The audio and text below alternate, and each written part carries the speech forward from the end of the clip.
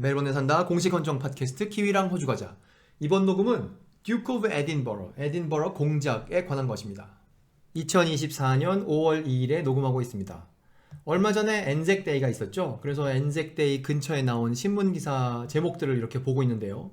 너무나 흔한 제목들이에요. 매년 이런 종류의 제목 보는 거 별로 특별한 일이 아니죠. 누가 어디에 갔다, 어디에서 무슨 행사가 열렸다, 누가 어떤 행사에서 뭐라고 말을 했다, 이런 거 엔색데이 근처에 많이 보게 되는 일이죠. 그렇게 많이 보게 되는 신문 기사 제목 중에 이 제목을 하나 보려고 합니다. 이건 뉴질랜드 헤럴드에 나온 신문 기사 제목인데요. 한글로 보고 있습니다. 에딘버러 공작은 엔색데이를 맞아 전사한 호주와 뉴질랜드 군대를 추모합니다. 이거 알겠어요. 근데 이거 기사를 좀 띄엄띄엄 보면 에딘버러 공작은 어디 웰링턴이나 오클랜드에 와 있나? 이런 착각을 하게 될 수 있는데요. 여기 뉴질랜드 정부 웹페이지에 보면 이 기사에서 말하고 있는 엔색데이 행사라는 것은 런던에서 하고 있는 행사인 것이죠. 현지 시간으로 4월 25일이고 행사 시작은 새벽 5시지만 4시 40분까지 와주세요. 이렇게 적혀 있군요.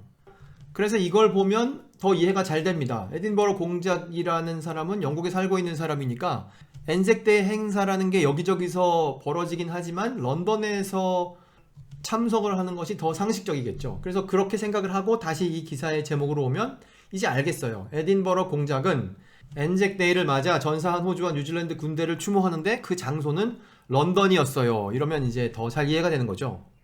그런데 이 시점에서 드는 생각이 있습니다. 듀크 오브 에딘버러 장례식에서 포를 몇 발 쐈다 이런 녹음을 한 것 같은데, 아니 그 사람이 엔잭데이 행사에 갔다고? 요새 듀크 오브 에딘버러 누가 하지? 이런 생각이 들었습니다. 그래서 듀크 오브 에딘버러에 대해서 한번 생각을 해보죠. 우리는 아주 오랫동안 듀크 오브 에딘버러 하면 생각나는 사람이 이 사람이었던 것이죠. 여왕 할머니의 남편. 오랫동안 이 사람이 듀크 오브 에딘버러였는데 찾아보니까 이 사람이 1947년부터 듀크 오브 에딘버러를 했다 그래요. 그러니까 70년 이상 듀크 오브 에딘버러는 이 사람이었는데, 이분이 21년에 돌아가시게 됨에 따라 그 칭호가, 그 자귀가 어디로 가느냐가, 그걸 관심 갖고 보는 사람들은 알았는지 모르지만 그게 좀 뉴스에 나오는 얘기가 아니니까 좀 익숙하지 않다고 생각합니다. 그래서 이 기회에 좀 찾아가 봤어요. 그래서 여기를 보고 있는데요. 우리가 알고 있는 대로 여왕 할머니 남편이 47년부터 21년까지 듀크 오브 에딘버러를 했고, 그 이후에는 잠깐 지금 왕이 된 찰스가 그 칭호를 갖고 있었는데, 그 사람을 우리가 듀크 오브 에딘버러라고 부르지 않죠. 프린스 오브 웨일즈라고 부르죠. 그러니까 우리 눈앞에서 듀크 오브 에딘버러라는 명칭은 아주 오랫동안, 적어도 2년 동안은 사라졌던 것이죠. 그런데 다시 이제 우리 눈앞에 그 말이 찾아왔습니다. 듀크 오브 에딘버러라는 말이. 보니까 23년 3월과 4월의 절차를 밟아서 새로운 듀크 오브 에딘버러가 생겼는데, 그 듀크 오브 에딘버러를 하게 된 사람은 여왕 할머니 입장에서 보면 셋째 아들, 현재 왕 입장에서 볼 때는 작은 동생, 뉴스에 많이 나오는 해리, 메간 입장에서 볼 때는 작은 아버지 혹은 작은 삼촌, 그 사람이 듀크 오브 에딘버러가 된 것이죠. 런던에서 진행된 엔색데이 행사에 듀크 오브 에딘버러가 참석했다는 사실은 호주에서 보거나 뉴질랜드에서 보거나 외국에서 벌어진 일이죠. 그러면 양쪽 나라에서 신문 기사로 쓸만하기도 하고 안 써도 그만인 그런 기사거리인데, 뉴질랜드 신문에서는 이렇게 커다랗게 기사를 쓰고, 호주 신문에서 이런 내용은 듀크 오브 에딘버러가 엔잭 기념식에서 어떻게 했다, 이런 내용은 잘 안 찾아집니다. 더 열심히 찾으면 나올지도 모르죠. 혹시 이래야 될 이유가 있는 것은 아닌가, 즉 뉴질랜드 신문에 좀 더 나와야 될 이유가 있는 것은 아닌가라는 그런 궁금증을 한번 가져보고, 그 궁금증을 근거로 그 이유가 될 만한 것들을, 그 설명이 될 만한 것들을 좀 살펴보도록 하겠습니다. 이 사진 속에 등장하는 3명을 한번 살펴보시죠. 1983년 4월 달에 찍은 사진이라는데, 맨 왼쪽에 있는 사람은 이로부터 40년 뒤에 왕이 되죠.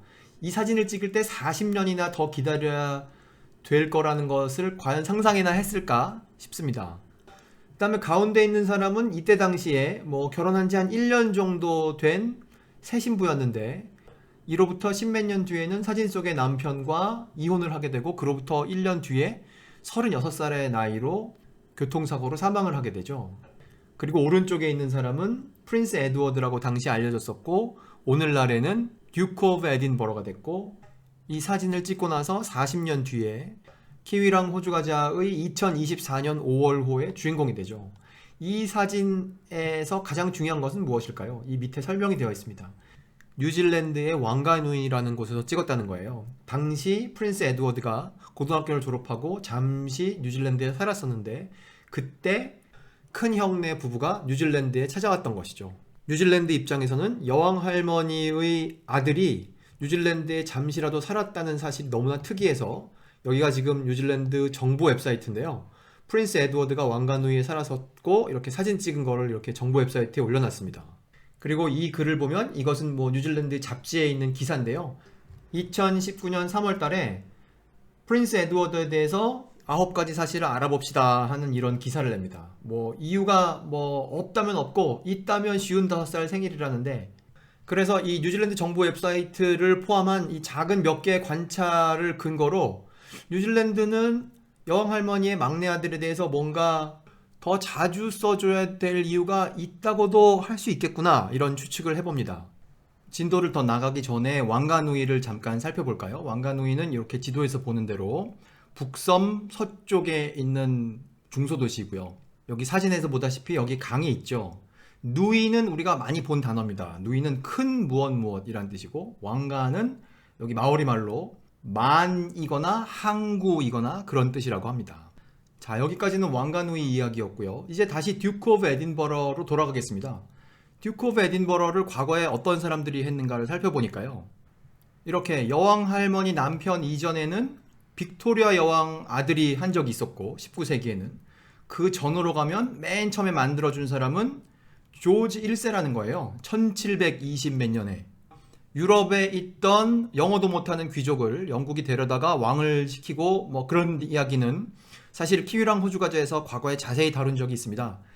2020년 6월 달에 올린 여왕 생일은 여왕 생일인가 라는 녹음의 주인공이 조지 2세고 그 조지 2세의 아버지가 조지 1세죠. 그 조지 1세가 왕이 되고 나서 손자한테 너 귀족 만들어줄게. 그래서 새로 만든 게 듀크 오브 에딘버러라는 거죠.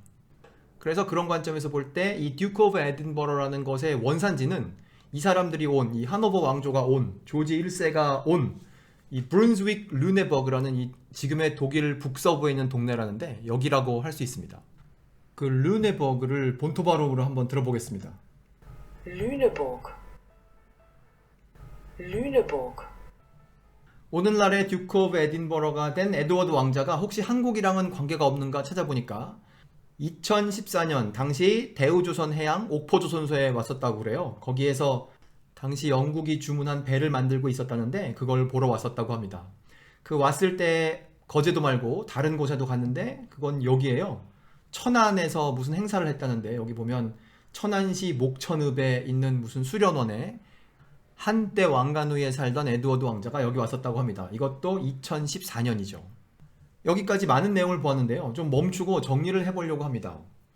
듀크 오브 에딘버러라는 것은 18세기에 만들어진 것이고 아주 오랫동안 20세기와 21세기에는 여왕 할머니 남편이 하고 있었는데 돌아서 지금은 여왕 할머니 셋째 아들이 하게 되었고 그 사람이 한때 뉴질랜드 왕가누이에 살았다는 인연을 근거로 뉴질랜드에서는 그 사람에 대해서 뭔가 좀 더 많이 써주는 경향이 있는 것은 아닌가 여기까지 살펴보았습니다.